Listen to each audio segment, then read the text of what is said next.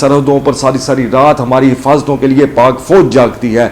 आप लोगों को क्या एहसास होगा इस मुल्क का? एयाज सादिक ने फरमाया था, चलो वो जो आपका भगोड़ा लीडर, कौन इस मुल्क का मुखलिस है और कौन गद्दार है? जो लीडर है आपकी, जो मरियम नवाज साहिबा हैं, कि पाक फौज हमारे माथे का झूमर है, क्या था ये तो कौम ने अपनी आंखों से देखा था। क्या कुछ बोला था आप लोगों ने? अगर कहते हैं तो याद करवाता हूं आपको। ख्वाजा साहब कभी अपने दामन के दाग देखें कि तबाही का बायस ही तुम लोग हो, नामालूम जगह पर छुपे हुए हैं। असल में निशाना इमरान खान है। आप जितना मर्जी डराएं, जितना मर्जी धमकाएं और जान लें सब, जज के सामने उन्होंने अपनी कमीज उतार दी। काशिफ अब्बासी ने एक प्रोग्राम में ये कहा, औज़ुबिल्लाहि मिनश शैतानिर रजीम, बिस्मिल्लाहिर्रहमानिर रहीम, अस्सलाम वालेकुम।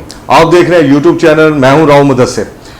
बहुत सीरियस एलिगेशन है जो आपको आज बताने हैं। इमरान खान साहब ने कहा कि शहबाज गिल को जो पकड़ा और मारा जा रहा है, जो उसके ऊपर बहुत ज्यादा टॉर्चर किया जा रहा है, उसको सिर्फ और सिर्फ इसलिए किया जा रहा है कि इमरान खान का नाम लो, कि ताकि तुमने जो भी बयान दिया है, जो भी तुमने पाक फौज के खिलाफ या कोई भी ऐसा अगर तुमने बयान दिया है, तो वो तुम ये बोलो, ये बयान दो कि इसके पीछे इमरान खान का हाथ है। तुमने इमरान खान के कहने पर यह बयान दिया है, इसलिए उसको मारा जा रहा है।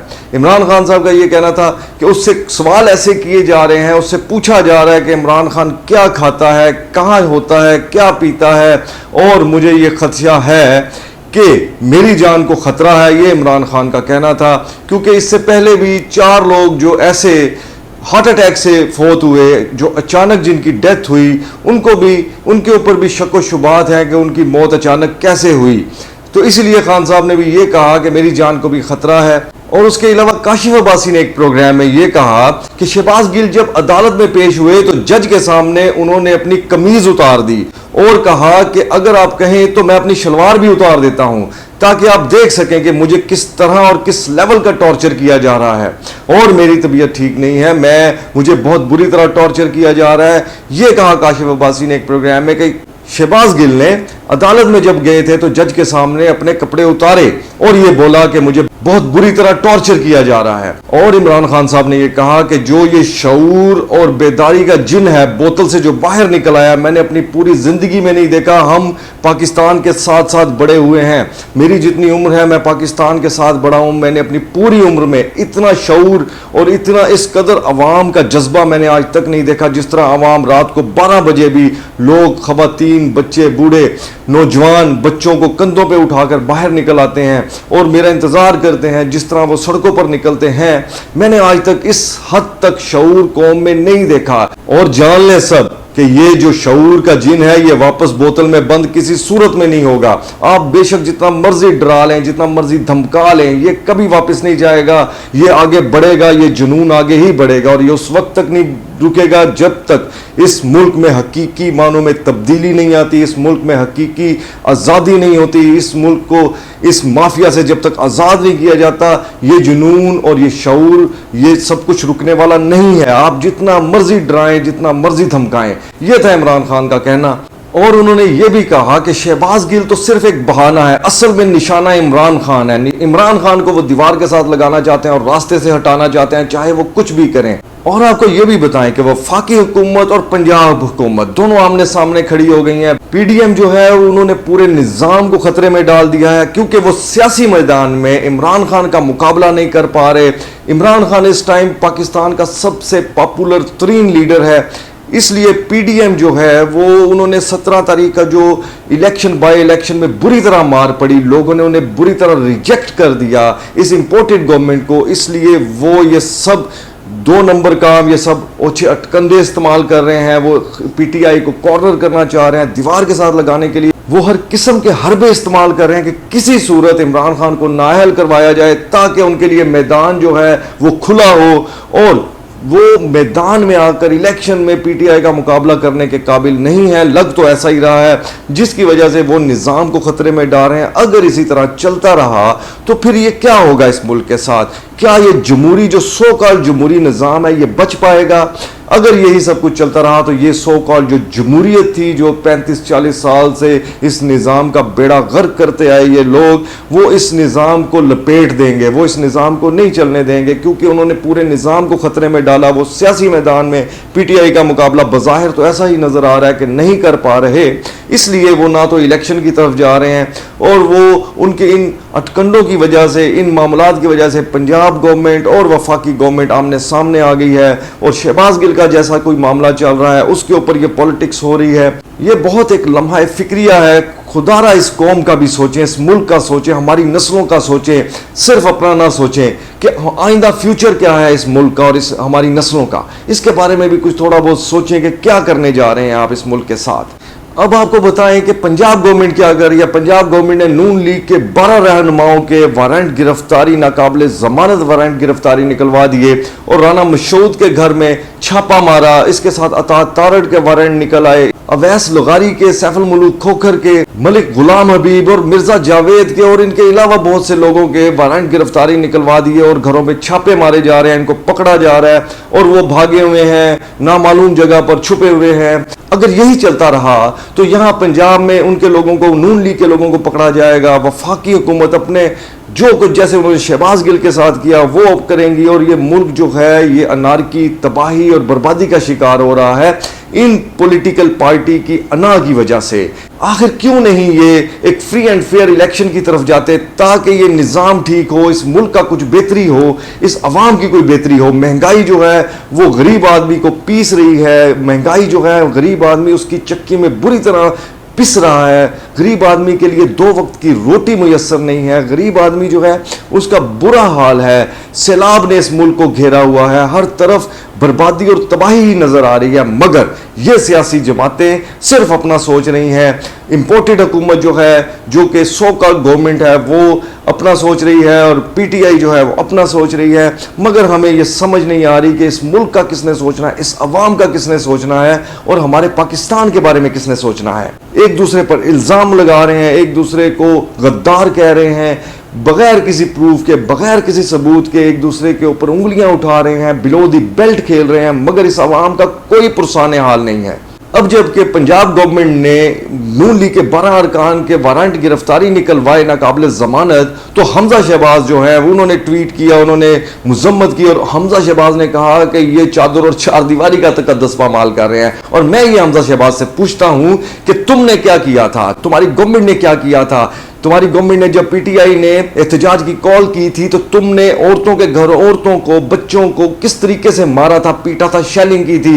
तुमने वर्कर्स के घरों की चादर और चार दीवारी का तकद्दुस पामाल किया था। सारे फुटेजेस सारे सोशल मीडिया पर पड़े हुए हैं। और तुम कभी अपने दामन को देखो, अपने आप को देखो, अपने गिरबान में झांको कि तुम लोगों ने क्या किया। तुम लोगों ने ही इस मुल्क की ये ऐसी बुनियाद रखी। तुम लोगों ने कभी मोहतरमा बेनजीर भुट्टो के करैक्टर पे बातें की, कभी उनके खिलाफ प्रोपोगंडे किए, आज तुम ये कर रहे हो। तुम लोगों ने ये सारा बुनियाद ही इस तबाही की, इस बेरारवी की, इस बुरे निजाम की तबाही का बायस ही तुम लोग हो। तुम लोगों ने इतना बेड़ा गर्क किया इस निजाम का, कभी मनी लॉन्ड्रिंग की सूरत में, कभी लूट घसूट की सूरत में, कभी माफियाज रखने की सूरत में, और आज तुम्हें चादर और चार दीवारी का तकद्दुस याद आ रहा है। तुम्हें खुद इस बात का क्यों नहीं इल्म हुआ जब तुमने चादर और चार दीवारी का तकद्दुस पामाल किया था और औरतों और बच्चों के साथ जुल्म किया था?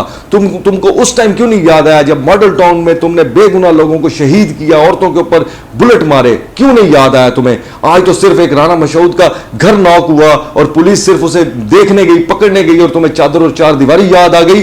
खुदा का खौफ करो, जैसा करोगे वैसा भरोगे, इसलिए इस मुल्क का भी सोचो। और ख्वाजा आसिफ ने एक प्रेस कॉन्फ्रेंस की फिर, और उसमें फिर लसबेला हादसा, जो एक बहुत ही दर्दनाक, बहुत ही तकलीफ दे एक हादसा हुआ लसबेला में, जो हमारे पाक फौज के जवान शहीद हुए, हमारे मुल्क का जो असासा है, इस कौम का जो फ़ख्र है, क्योंकि पाक फौज हमारी ऐसी फौज है जिस पे पूरी उम्मत मुस्लिमा को फ़ख्र है, सिर्फ पाकिस्तानियों को फ़ख्र नहीं।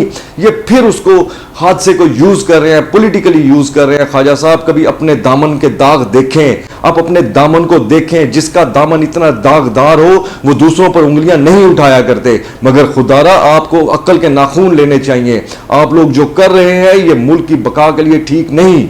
या आप लोग जो पाकिस्तान की सबसे बड़ी जमात, जो पाकिस्तान की सबसे पॉपुलर जमात, जो लीडर इमरान खान पाकिस्तान का सबसे पॉपुलर लीडर है, उसको और पीटीआई को और पाक फौज को आपने सामने खड़ा करना चाह रहे हैं। आप चाहते क्या हैं? आप इस मुल्क के साथ क्या करना चाहते हैं?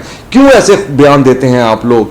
आपको यह नहीं पता कि इस टाइम पे आप वजीर दिफा हैं। आपका इस किस्म का बेहुदा बयान देना, आपका इस किस्म का बिल्कुल ऐसा बयान देना जो बिल्कुल एक मेच्योरिटी से हटकर बयान है, यह आपको जेब नहीं देता। आप अपने दामन को देखें। ये कौम कैसे भूलेगी कि आप लोगों ने क्या कुछ कहा था, क्या कुछ बोला था आप लोगों ने? अगर कहते हैं तो याद करवाता हूं आपको। ये कौम कैसे भूलेगी डॉन लीग्स को? ये कौम कैसे भूलेगी मोदी जब पाकिस्तान आया था तो किसकी शादी पे आया था? ये कौम कैसे भूलेगी कि रा के एजेंट किनको कहा जाता था? वो भी इल्जाम ही थे ना। हमें उन इल्जामात का भी दुख है, मगर मोदी जब पाकिस्तान आया था और किस तरह आया था, किसकी शादी पे आया था, ये तो कौम ने अपनी आंखों से देखा था। आप लोग किस तरह ऐसे इल्जाम लगाते हैं? आप लोगों को जरा ख्याल नहीं है अपने मुल्क का, अपनी नस्लों का। आप लोगों को जरा ख्याल नहीं है। हमें पता है आपको क्यों ख्याल नहीं है। इसलिए आपको ख्याल नहीं है क्योंकि आपकी तो सारी दौलत पाकिस्तान से लूटी हुई, पाकिस्तान की कौम की खून पसीने की कमाई लूट कर आप लोगों ने मनी लॉन्ड्रिंग के थ्रू जो बाहर ले गए हैं। आप लोगों को क्या एहसास होगा इस मुल्क का? आप लोगों को क्या परवाह होगी इस पाकिस्तान की पाक फौज की? मगर हमें एहसास है क्योंकि पाक फौज हमारे माथे का झूमर है। पाक फौज पर हमें फख्र है, हमें मान है। जब इस मुल्क में जल्जले आते हैं तो सबसे पहले पाक फौज होती है। जब इस मुल्क में सैलाब आते हैं तो अभी भी पाक फौज ही उसको देख रही है। आप लोग तो अपने घरों और अपने महलों से बाहर ही नहीं निकले। जब भी इस मुल्क पे मुश्किल वक्त आता है तो पाक फौज सीसा प्लाई दीवार की तरह खड़ी होती है। जब भी इस मुल्क पे इसमें कोई खतरा होता है तो हमारे बॉर्डर, हमारी सरहदों पर सारी सारी रात हमारी हिफाजतों के लिए पाक फौज जागती है। और आप लोग पाकिस्तान की सबसे बड़ी जमात को पाक फौज के साथ लड़वाने की ये नाकाम कोशिशें ना करें, क्योंकि ये कौम जाग चुकी है। ये कौम जानती है कि कौन इस मुल्क का मुखलिस है और कौन गद्दार है। इसलिए को होश के नाखूने और ये पॉइंट स्कोरिंग बंद करें। और ख्वाजा साहब, खुदारा अपने दामन को देखें और इस तरह इल्ज़ाम ना लगाएं। आपको यह भी याद करवाता चलूं, आपकी जो लीडर है, आपकी जो मरियम नवाज साहिबा हैं, उन्होंने भी एक ट्वीट किया था। ये कौम उस ट्वीट को नहीं भूल सकती कि उन्होंने क्या कहा था। वो भी याद करवाऊं कि 26/11 जो मुंबई हमला हुआ था उसमें इन्होंने ट्वीट पे क्या लिखा था। देखें आपने, मोहतरमा लिखती हैं कि जो मुंबई अटैक हुए हैं तो सरहद पार से किसने भेजा था इनको अटैक करने के लिए। इसके अलावा मोहतरमा ये भी लिखती हैं कि किसने कत्ल किया है पीएस में अपने ही बच्चों को। किसको कह रही थी ये? कौन पढ़ते हैं पीएस में? सारी दुनिया जानती है पीएस में कौन पढ़ते हैं और किन के बच्चे पढ़ते हैं। ये लिखती हैं वो कि किसने मारा था अपने बच्चों को एपीएस में। ये क्यों लिखा था इन्होंने? क्या ये कौम इनको माफ करेगी? ये कौम इन्हें कभी माफ नहीं करेगी, याद रखिएगा। इन्होंने जो बातें की थी, इन्होंने उसके अलावा यह भी लिखा था कि खलाई मखलूक डरो, बहुत ज्यादा डरो, बहुत ज्यादा डरो। खलाई मखलूक ये ट्वीट किया था मरियम नवाज ने। शर्म नहीं आई उसने उसे उस टाइम पे कि पाक फौज के लिए वो क्या कह रही है। बहुत सख्त अल्फाज है मेरे पास, मगर मैं वो बयान नहीं करना चाहता। इसलिए अपने दामन पे दाग चेक करें कि आप लोग हैं कौन, असल में गद्दार है कौन। इसके अलावा यह भी बताता चलूं, वो जो आपका भगोड़ा लीडर जिसके प्लेटलेट्स कम हुए हैं, जिसका इलाज ही पाकिस्तान में मुमकिन नहीं था, जो इंग्लैंड जाके छुपा बैठा है, उसने क्या कहा था? उसने ये कहा था कि जब मशरिकी पाकिस्तान अलहदा हुआ तो कौन हुक्मरान था? फौजी टोला। ये कहा था नवाज शरीफ ने। बस याद है आपको, मगर इसका आपको तो याद होगा या नहीं होगा, इस कौम को ये याद है कि ये क्या बकवास करते थे हमारी पाक फौज के खिलाफ। फिर उसने ये भी कहा था, मियां मोहम्मद नवाज शरीफ ने, भगोड़े ने यह कहा था कि मुल्क तोड़ने वालों की लाशों को पाकिस्तान के झुंडों में दफनाया जाता है तो वो पाकिस्तान के झुंडों में ही दफनाए जाएंगे क्योंकि वो पाकिस्तान का असासा है। अपना सोचो कि तुम्हारा क्या बनेगा। जिसने अपनी माँ को, अल्लाह माफ फरमाए, तौबा अस्तगफिरुल्लाह, पार्सल करवा दिया था, उसके जनाजे में नहीं आया था। शर्म नहीं आई तुम्हें? मगर पाक फौज पर तुम ये इल्जाम और ये प्रोपोगंडे करने छोड़ दो। अब ये कौम बहुत समझदार हो गई है, ये तुम्हारी बातों में आने वाली नहीं है। इसके साथ साथ और भी बताता हूं कि परवेज रशीद ने क्या कहा था। उसने कहा था कि इस मुल्क को बर्बाद करें जर्नैल और संभाले नवाज शरीफ। क्या संभाला है नवाज शरीफ ने? क्या संभाला तुम लोगों ने? बेड़ा गर्क तो कर दिया इस मुल्क का, इस अवाम का, इस कौम का। और एयाज सादिक ने क्या कहा था, याद है तुम्हें? ख्वाजा आसिफ वजीर दिफा साहब, एयाज सादिक ने फरमाया था कि टांगें कांप रही थी। याद है क्यों कहा था उसने? इस कौम को जरूर याद है, एक एक बात याद है इस कौम को। और आखिर में आपको बताता हूं, आपने क्या कहा था जनाब। आपने यह कहा था कि पाक फौज ने आज तक कोई जंग तो जीती नहीं, बल्कि यहां तक कहा था कि इस कौम की हड्डियों से गोश्त तक नोच के खा चुकी है ये फौज।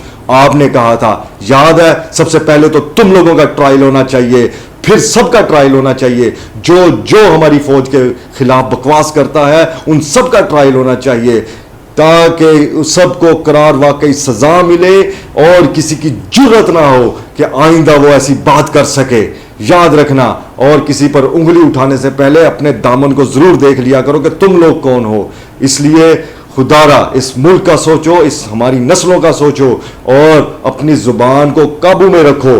तुम लोग अगर पाकिस्तान के लिए कुछ अच्छा नहीं कर सकते तो ऐसा सोचने का हक भी हम तुम्हें नहीं देंगे। अगर तुम लोग पाकिस्तान की बेहतरी का नहीं सोच सकते, इसकी अच्छाई का नहीं सोच सकते, इसकी कौम हमारी का नहीं सोच सकते, हमारी नस्लों का नहीं सोच सकते, तो इस तरह का प्रोपोगंडा भी ये कौम नहीं चलने देगी। अब इसी के साथ इजाजत चाहूंगा। अपना बहुत सा ख्याल रखिएगा। पाकिस्तान पाइंदाबाद। अस्सलाम वालेकुम।